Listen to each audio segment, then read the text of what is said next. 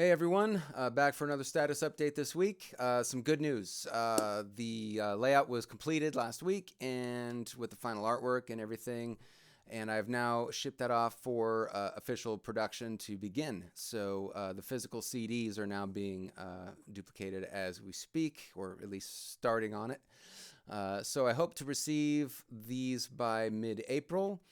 And between now and the 1st of April, I will be getting with my distributor, The Connection, and getting a pre-order set up on my website, on their store as well, so that people will be able to order signed pre-orders for the launch, as I've done with the last couple of albums. Of course, the actual official release won't be till the end of April. So that by the time I get the CD, sign them, send them off, and make sure people start receiving them, it'll probably be by the end of April.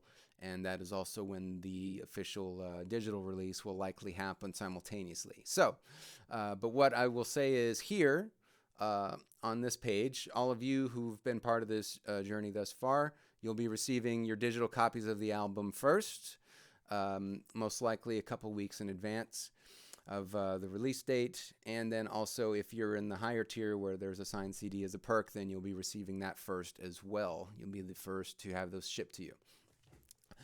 So the other reveal that I'm going to have this week is talking about one of the guests that's on this album. I revealed earlier that there are going to be a few, 4 of them in fact, 4 guests on this album.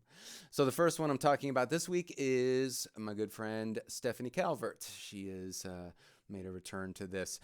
She was the lead vocalist on my Digital Frontiers album, which was EDM themed, and she sings everything really well. I've worked with her for a number of years, and she's one of those just vocal chameleons. She can kind of fit into just about anything you throw at her. And I've also used her as a voice actress on some of the video games I've worked on, so known her for a long time. Anyhow, she sings the song Capture Me, which is the song I selected to remix for the Quarantine Sessions album. And what I've done with this is I took her original vocal track that she sang from the original version, and I built a completely new sounding track around it. So what I've done is I've made it sound more like an 80s rock song, in the kind of feel of like a Pat Benatar vibe. And it's completely different than the original in terms of how it sounds. The only thing being the same is obviously her lead vocal, but I did have her return and sing some new parts for me, because I wrote a bridge to this song with new lyrics, and so I was grateful that she was up for coming back and kind of finishing out this version of the song that I've done. So it is going to be standing on its own in terms of that. And I would like to share a clip with you, of course, because that's part of why we're here as well. And I'm going to get about halfway through the intro because, it takes up a little bit of time, and I want to get straight into the verse and chorus so you can at least have an idea of how the track's going to sound. So without further ado, here is the new 80s rock remix of Capture Me.